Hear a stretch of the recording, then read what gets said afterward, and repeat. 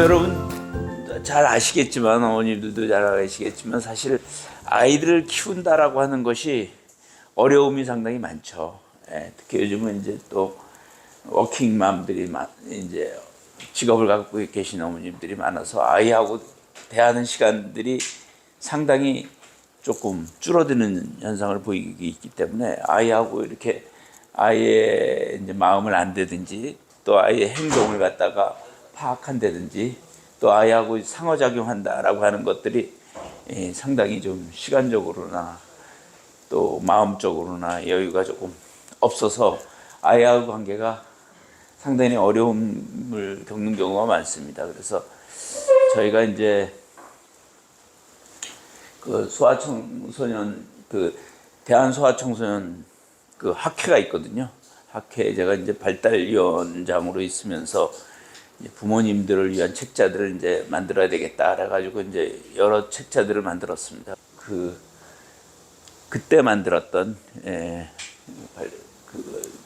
대한소아청소년 학회에서 발달위원회에서 만든 책이 이 책입니다. 부모님들을 위해서 이제 만든 책인데요.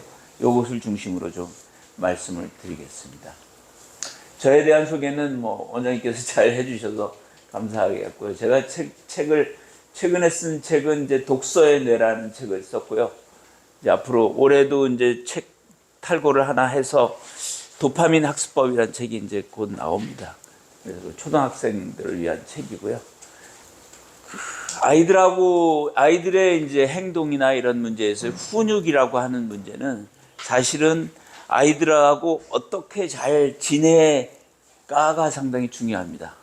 그러니까 아이들하고 어떻게 재미있게 지낼까, 혹은 또 아이들이 엄마하고 있으면서 얼마나 행복할까, 그리고 아이들이 엄마하고 있으면서 얼마나 자신감 있고 재미있고 또 즐거운 그런 경험일까라고 하는 것이 초점이 돼야 됩니다. 그러니까 사실 우리가 훈육하면은 아이를 어떻게 다룰까, 아이의 문제 행동을 어떻게 커버할까, 이런 그런 문제를 어떻게 해결할까에 초점을 맞추면 아이들하고의 관계는 어려워지고요. 또 훈육도 어려워집니다. 그래서 사실 저희가 이제 ADHD 아이들을 이제 많이 다루는, 같이 이제 많이 이제 치료를 하고 그러는데, 거기에 그 훈육법의 제일 초점도 그겁니다. 아이하고 잘 지내기입니다. 훈육의 첫 단계가. 그러니까 사실은 훈육을 아이가 엄마의 생각에 맞게, 아이가 엄마의 기대에 맞게 아이를 바꾸는 데 초점을 맞추면 절대 훈육은 성공하지 못합니다.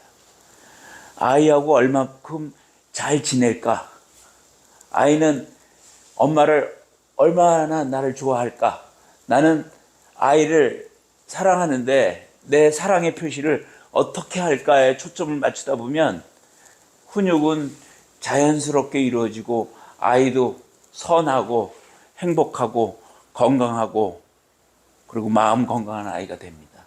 그래서 그 훈육의 초점을, 기술의 초점을 맞추지 마시고요. 아이하고 나는 오늘 잘 지내야지, 이 시간에 잘 지내야지, 그리고 앞으로 아이하고 잘 지내서 우리 살아있는 동안 아이하고 좋은 시간을 가져야지라는 생각을 가지면 저절로 풀리는 경우가 상당히 많습니다. 그러려면 아이들이 연령에 맞춰서, 연령에 따라서 어떤 문제가 있는지 부모님들이 파악을 해야 돼요. 그리고 아이들이 뇌 발달이 연령에 따라서 어떤 발달이 있는지 알아야 되고요. 그걸 알게 되면 아이의 행동을 이해하게 되고 그 아이의 행동을 파악하게 됩니다. 그래서 사실은 초점은 아이의 행동 발달이 어떻게 이루어지는지를 좀 파악하는 게 중요하죠. 출생시 아이를 한번 생각을 해보시죠. 출생시의 아기들은 어떨까요? 우리가 순한 애들도 있죠. 그렇죠?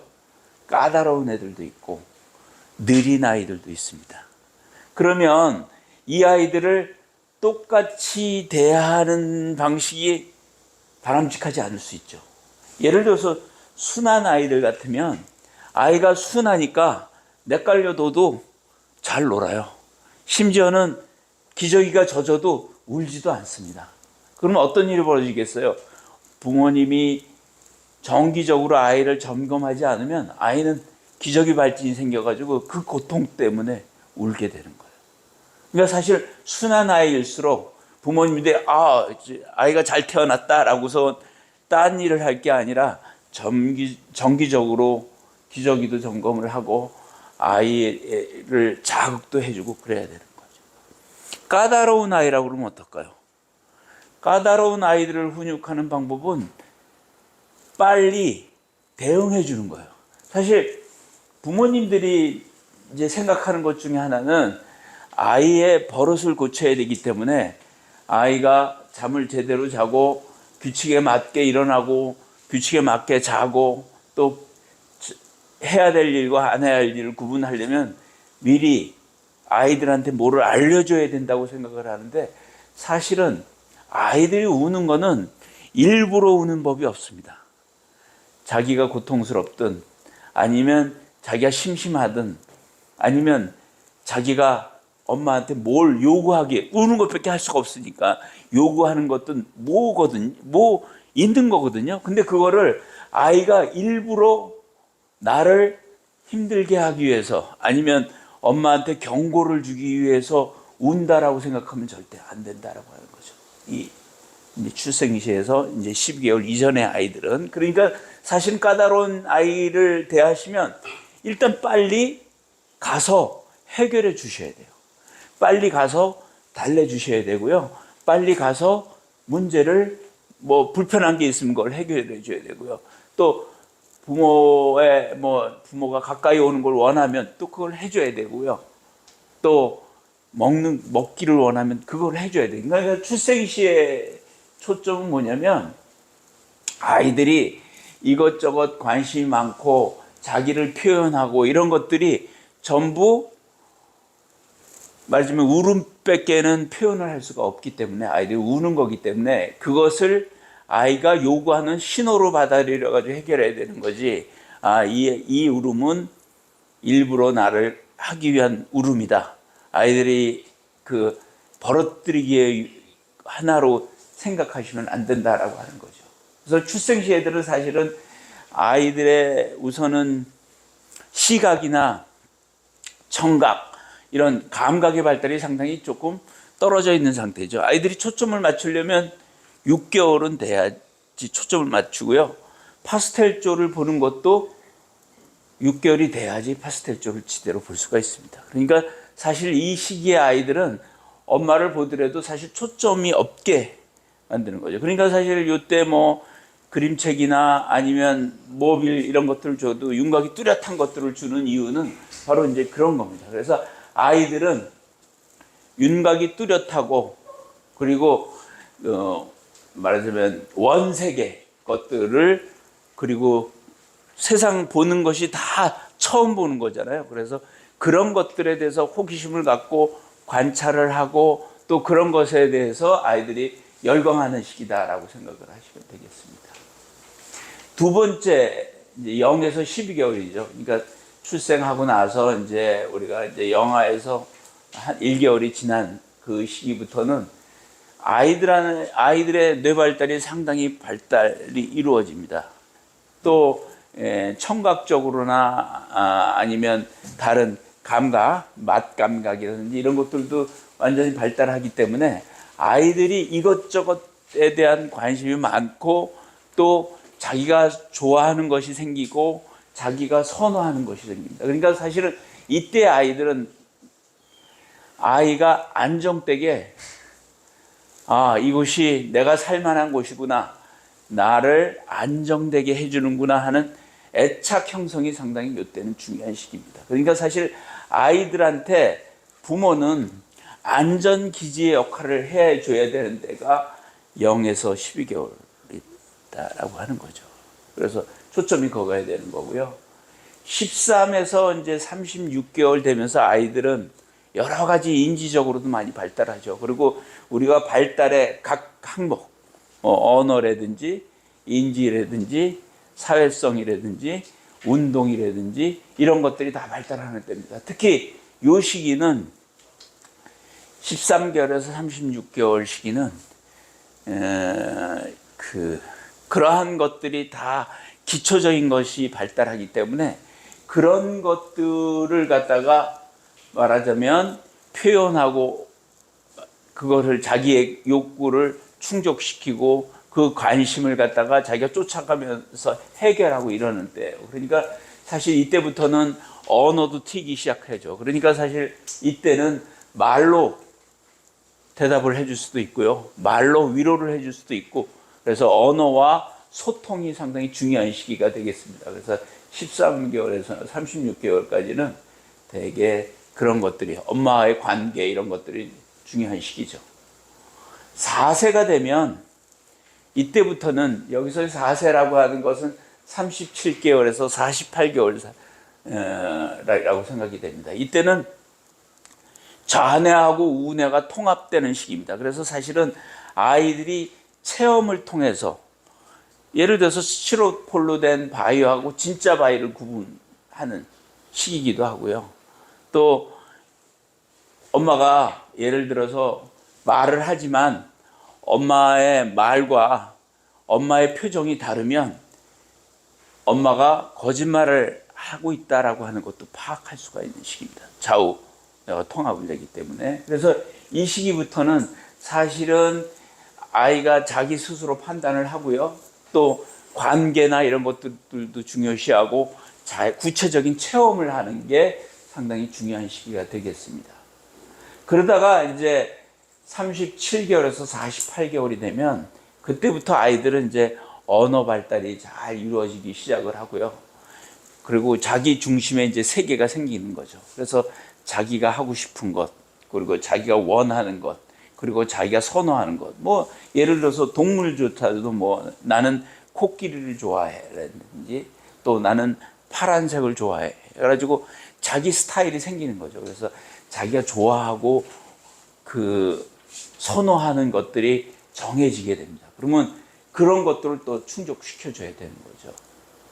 그다음에 이제 만 5세가 되면 아이들이 이제 전두엽이 발달을 합니다. 이때 49개월에서 60개월이 되면 뇌를 보면 전두엽이 발달을 하기 때문에 아이들이 생각을 하게 되고요.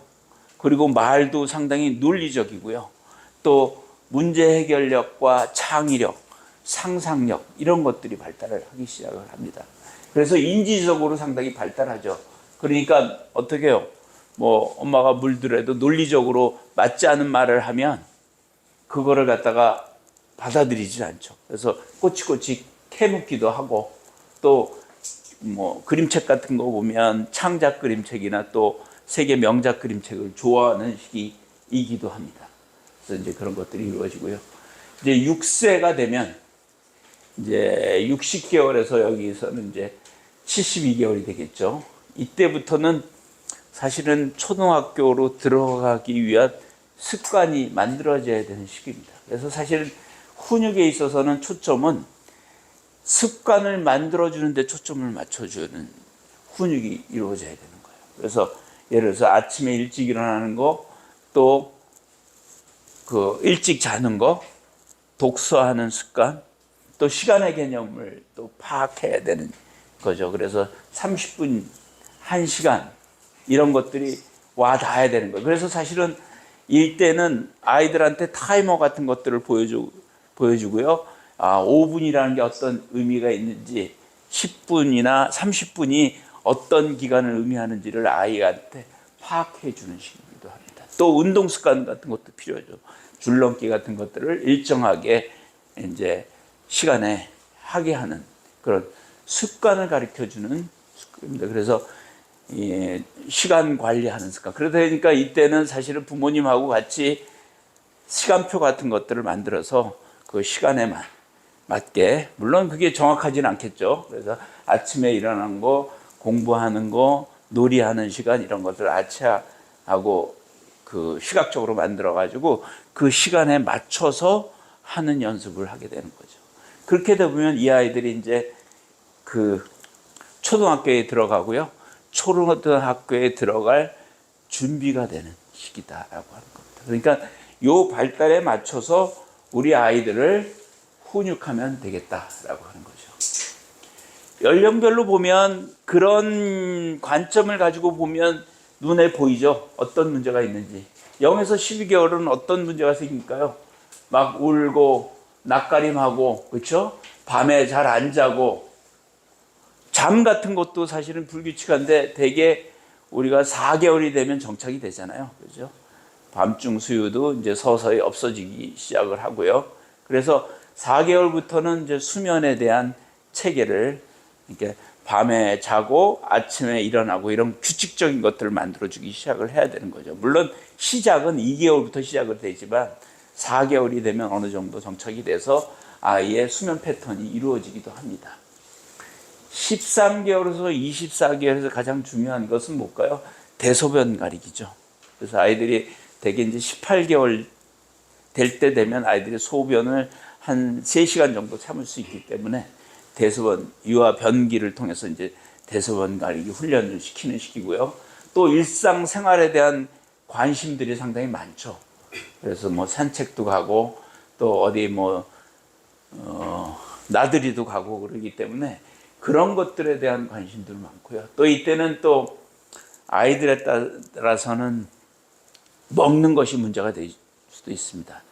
아이들이 이제 맛이 어느 정도 정착이 되기 때문에 입맛이, 그래서 편식 같은 것들도 문제가 되죠.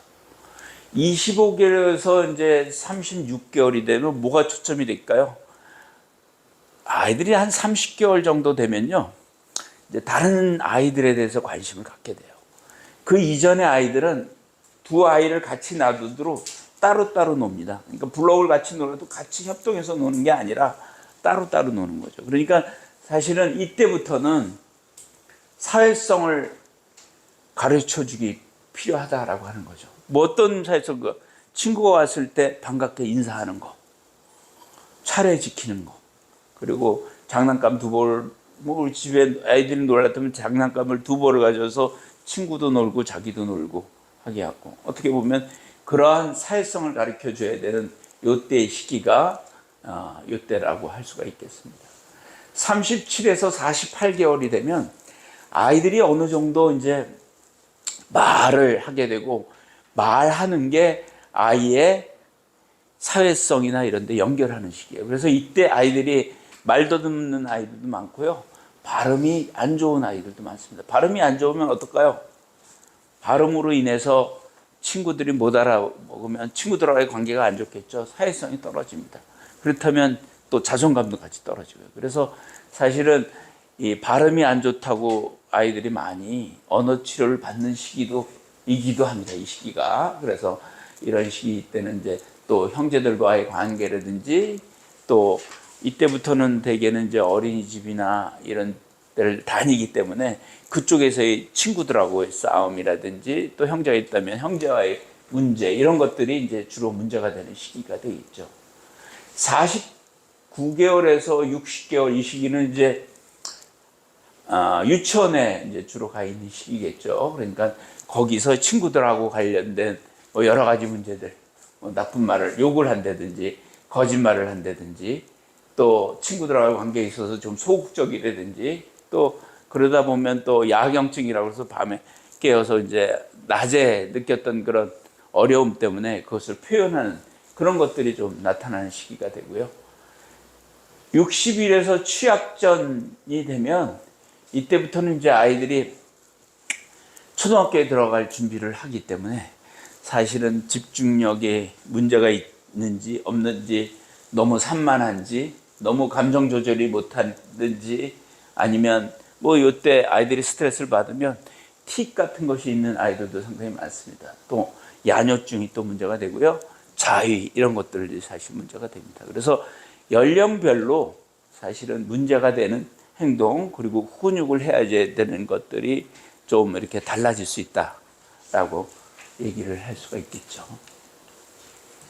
그러면 이제 훈육의 방법은 어떤 것들이 있을까요? 우리가 일반적으로 심리적인 이제 심리학에서 말하는 훈육 방법은 이런 몇 가지가 있습니다. 초점은 뭐냐면 잘한 행동에 관심을 갖는 거죠. 잘한 행동을 칭찬하고 잘한 행동에 관심을 갖는 그런 방법. 그걸 이제 우리가 긍정적 강화 방법이라는 것이 있고요. 또 하나 좀 위험한 일이거나 남을 꼬집거나 때리거나 하는 그런 행동들, 그런 행동들이 있으면 빨리 시선을 바꿔야 되는 거잖아요. 그렇죠? 고쳐야 될 것들에 대해서는 관심 돌리게 하는 방법이 있습니다. 그리고 아이들이 이제 어느 정도 언어를 알아듣기 시작을 하면 말로 지시하고 설명하고 이런 것들이 먹힙니다.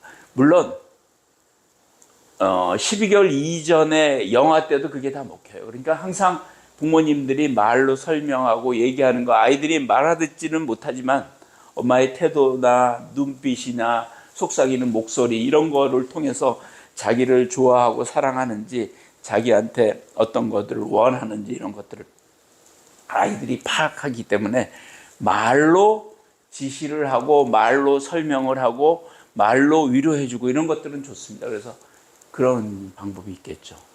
그 다음에 이제 사용할 수 있는 방법이 타임아웃이라는 방법이 있습니다.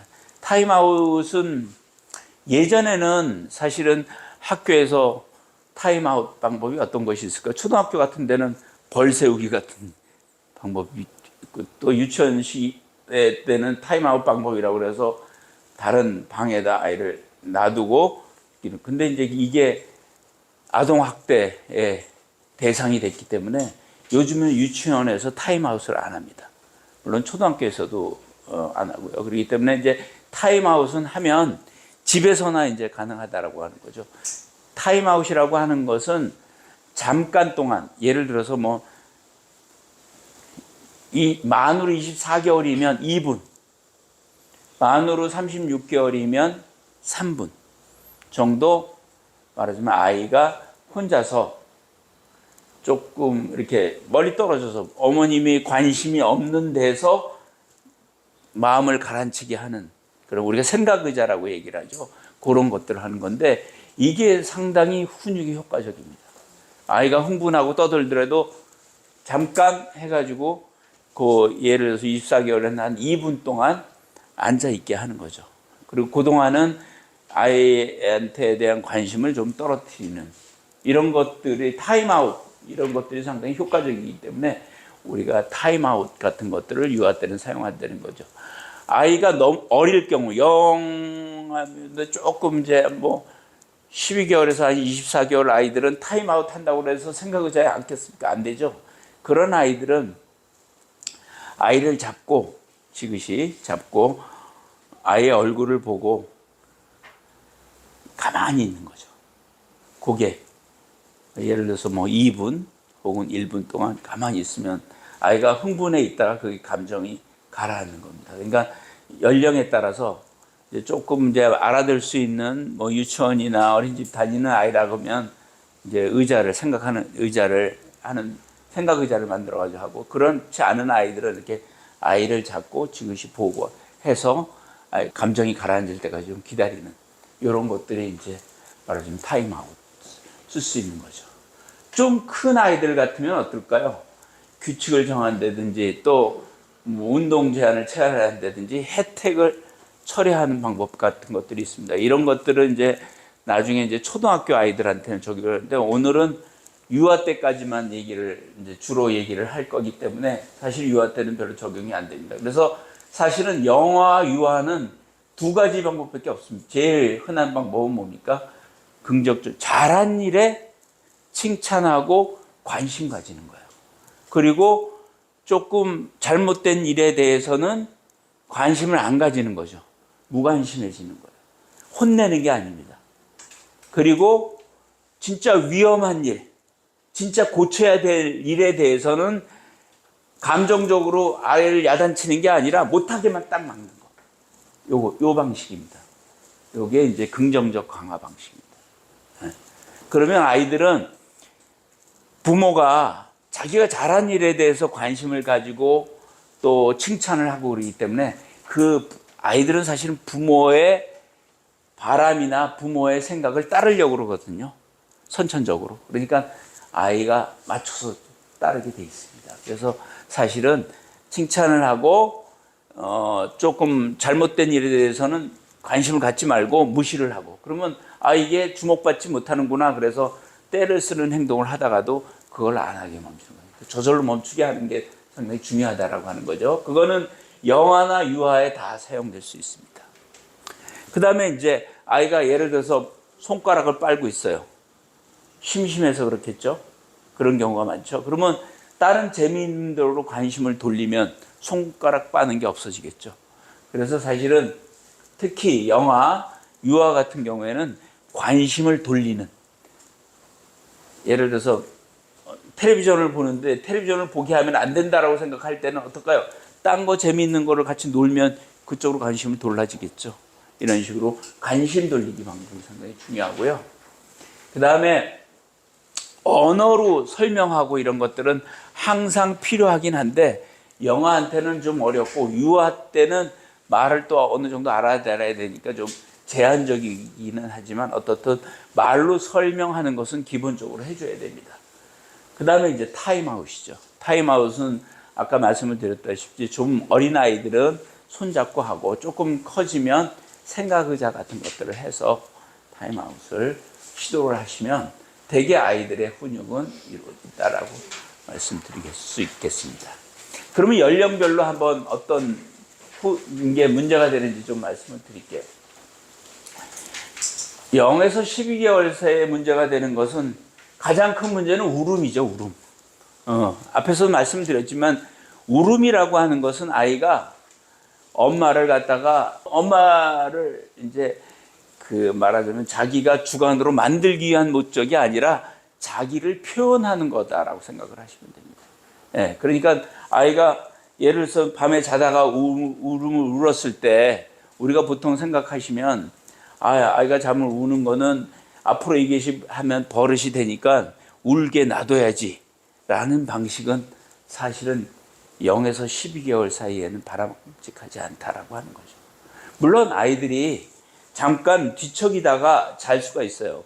그럴 거는 그 시간을 조금 해주긴 해야 되지만 아이가 많이 이제 울기 시작하고 이제 감정적으로 격앙되어 있는 상태에서 엄마가 다가가서 달래주지 않고 그냥 내깔려 주는 것은 아이한테는 성격이 오히려 더 나빠지는 이유가 될 수가 있습니다. 아이가 지쳐서 잘 수는 있겠죠.